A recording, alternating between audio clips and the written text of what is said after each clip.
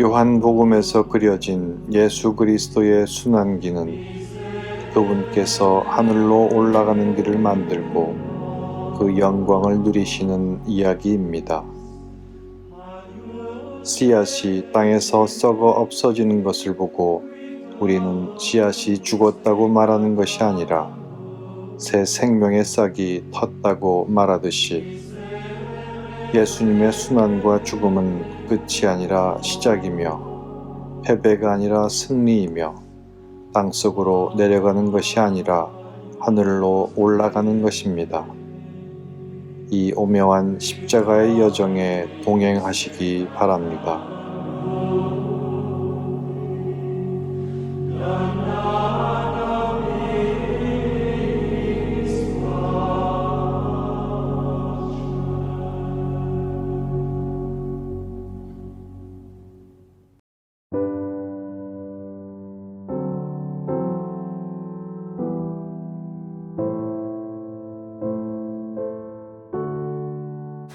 예수님이 빌라도에게 재판을 받는 장면을 정리하면서 이렇게 결론을 내리고 싶습니다. 예수님이 폭력적인 권력 앞에서 무참하게 조롱과 고통을 받고 있는 것처럼 보이지만 그것이 도리어 예수님을 심판자요 임금님으로 선포하게 한다는 말입니다. 똑같은 식칼이라도 강도가 잡으면 사람을 죽이는 도구가 되고 주부가 잡으면 사람을 먹여 살리는 도구가 됩니다. 아침 이슬도 뱀이 먹으면 독이 되지만 꽃이 먹으면 꿀이 됩니다. 이처럼 누가 쓰느냐에 따라 똑같은 것이 나쁜 영향을 줄 수도 있고 좋은 결과를 만들 수도 있습니다. 하느님께서 하시는 일이 바로 그렇습니다. 그분께서는 세상의 모든 사건을 이용해 당신만의 오묘한 섭리로 이끄십니다. 심지어 사람들이 미움과 질투, 증오와 거짓으로 한 악행까지도 구원사업 도구로 쓰십니다. 창세기에 나오는 요셉의 이야기가 대표적입니다. 요셉은 야곱이 늙음하게 얻었을 뿐 아니라 너무나 사랑하는 여인 라헬에게서 난 아들이어서 아버지에게 가장 큰 사랑을 받았습니다. 그러나 이러한 이유로 형들이 그를 질투하여 아랍 상인들에게 노예로 팔아버립니다. 그런데 요셉은 이집트에 머물면서 매우 성실하고 지혜롭게 살았으며 이집트 파라오의 경호대장 포티파르의 집사까지 됩니다.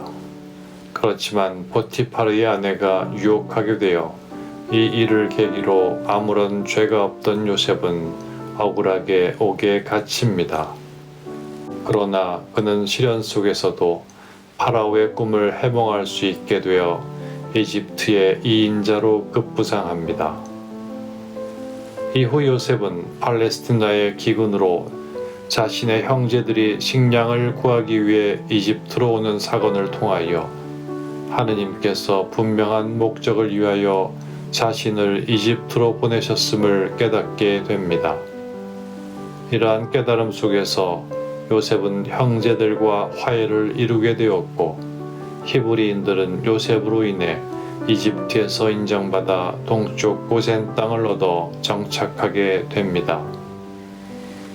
요셉은 형제와의 갈등, 배반과 거짓, 유혹과 모함, 증오와 이기심으로 점철된 자신의 생애가 결코 멸망으로 치닫지 않는다는 것을 알았습니다.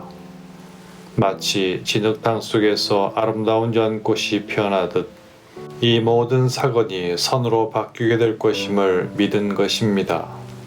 그리하여 그는 형님들은 나에게 악을 꾸몄지만 하느님께서는 그것을 선으로 바꾸셨습니다. 그것은 오늘 그분께서 이루신 것처럼 큰 백성을 살리시려는 것이었습니다. 하고 고백합니다. 이것이 바로 하느님의 섭리입니다. 인간의 악은 조화와 질서를 파괴하지만 하느님의 섭리는 그것마저도 이용하여 선을 이끌어내십니다. 우리 눈에는 절망으로 보이는 어떤 불행도 섭리 안에서는 새로운 축복의 실마리가 될 수 있습니다. 우리가 모든 인간사에서 이런 섭리를 분명하게 알아본다는 것은 참으로 어려운 일입니다. 요셉의 이야기에서와 같이 우리 삶에서도 하느님의 섭리는 오랜 시간이 흐른 뒤에야 드러나는 경우가 많고 어쩌면 인간의 눈에는 영영 드러나지 않을 수 있기 때문입니다. 다만 어떤 상황에서도 우리가 할 수 있고 해야 하는 일은 우리의 지혜가 아니라 하느님의 선하심과 전능하심에 대한 신앙으로 섭리를 믿는 것입니다.